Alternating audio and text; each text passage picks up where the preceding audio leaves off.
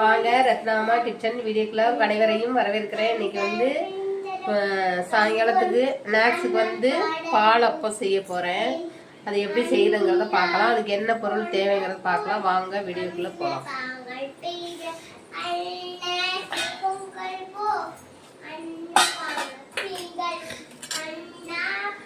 பால் வந்து டம்ளர் நடு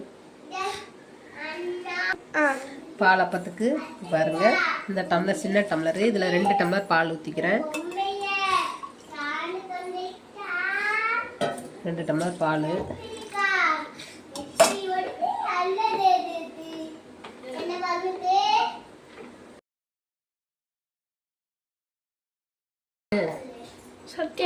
அது பேசாம சொல்லு. சத்யா அமைதியாரு. 1/4 ஸ்பூன் நெய் ஊற்றிருக்கேன் பாருங்க. நெய் இந்த பாலோட கலந்துடலாம். கலந்துட்டு கலக்கி விட்டுக்கலாம். இது வந்து சீனியிலையும் செய்யலாம். சீனியில் செஞ்சால் அது ஒரு டேஸ்ட் இருக்கும், வெள்ளை வெள்ளைன்னு இருக்கும். வெள்ளத்துலையும் செய்யலாம். நான் நாட்டு சர்க்கரையில் தான் செய்ய போகிறேன்.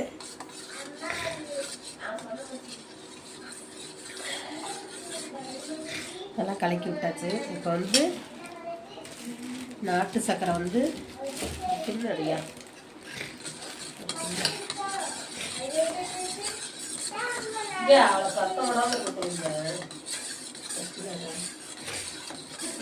தனியா நிக்குது.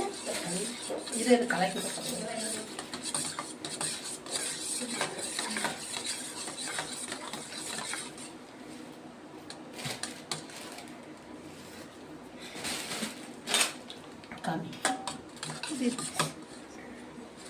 அதில் நாட்டு சர்க்கரை வந்து கொஞ்சம் நிறையா தான் போடணும். ஏன்னா இனிப்பு கம்மியாக இருக்கும். அதனால் ஒரு கிண்ணம் நிறச்சி போட்டிருக்கேன். இப்போ இதை போட்டு கலக்கிடுவோம். 1/4 கிலோவுக்கு மேலே இருக்கும். 300 கிராம் சர்க்கரை, 100 கிராம் நாட்டு சர்க்கரை. இதையும் போட்டு நல்லா கலக்கிடலாம்.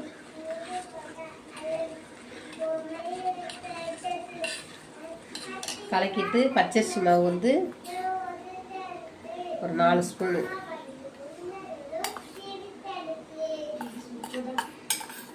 4 ஸ்பூன், 1 கப்பு மைதா மாவு. ரெண்டையும் ஒன்றா போட்டு கலக்கிடுவோம்.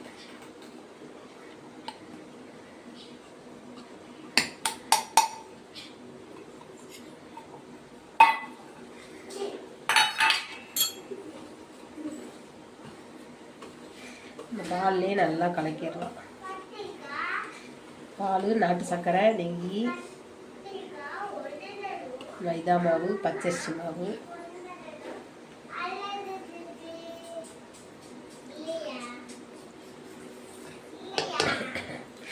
சீனியில் செஞ்சால் நல்லா வெள்ளை வெள்ளைன்னு இருக்குங்க.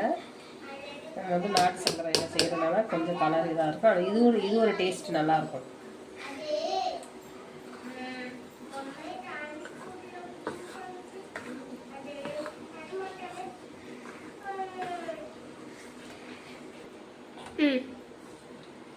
ஆப்ப சோடா வந்து கொஞ்சோண்டு போடணுங்க. அப்போ தான் நல்லா உப்பி வரும்.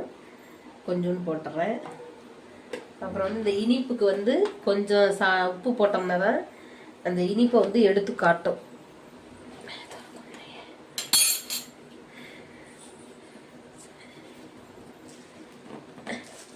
என்னடாது திறக்க அது சிட்டியே உப்பு போடுறேன். முதல்ல வந்து சோடா மாவு போட்டேன், ஆப்ப சோடா.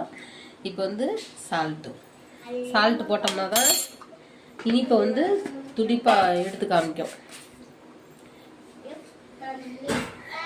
எப்போவுமே இனிப்பு போடணும். கலக்கிடலாம்.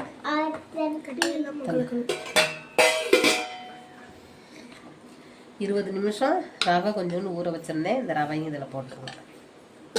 நல்லா ஊறிடுச்சு.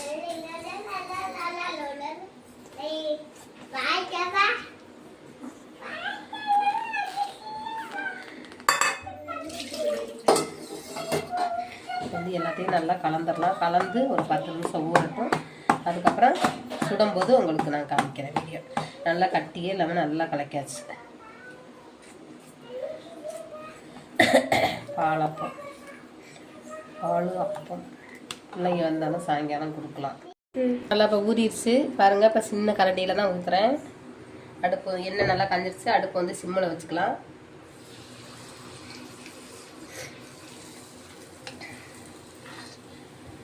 ரெண்டு பணியாரம் தான் ஊற்ற முடியும், நிறையா ஊற்ற முடியாது.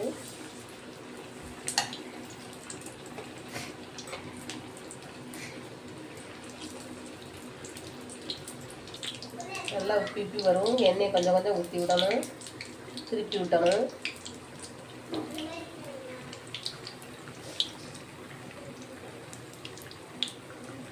அடுப்பு சிம்மில் தான் வச்சுக்கணும்.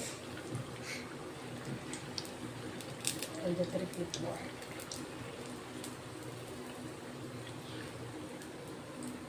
இல்லது அடங்கிருச்சுன்னா நம்ம எடுத்துடலாம்.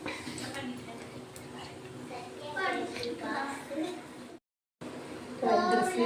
இது பாலப்பம் எடுத்துருவோம்.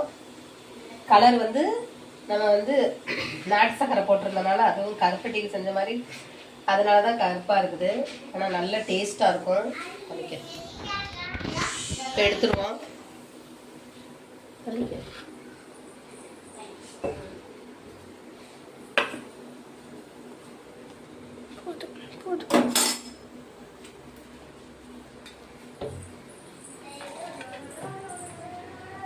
பாருங்க, பாலப்பம் நல்லா சூப்பராக வந்திருக்குதுங்க. சூப்பராக வந்திருக்கு. இதே மாதிரி நீங்களும் உங்கள் வீட்டில் செஞ்சு பாருங்கள். செஞ்சு பார்த்துட்டு நல்லா டேஸ்ட்டாக இருந்துச்சுன்னா லைக் பண்ணுங்கள், ஷேர் பண்ணுங்கள், கமெண்ட் பண்ணுங்கள், பெல் பட்டனை கிளிக் பண்ணி விடுங்க. ஃப்ரெண்ட்ஸ்க்கெல்லாம் ஷேர் பண்ணுங்கள். அடுத்த வீடியோவில் பார்க்கலாம். பாருங்கள் நல்லா வெந்திருக்குங்க. உடச்சி காமிக்கிறேன்.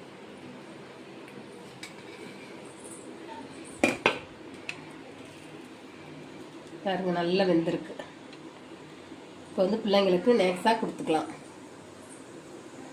இதிலே ஜீனியும் போட்டு செய்யலாம், வெல்லமும் போட்டு செய்யலாம். நான் வந்து நாட்டு சக்கரை போட்டு செஞ்சதுனால கலர் இப்படி இருக்குது. ஆனால் நல்லா டேஸ்ட்டாக இருக்கும்.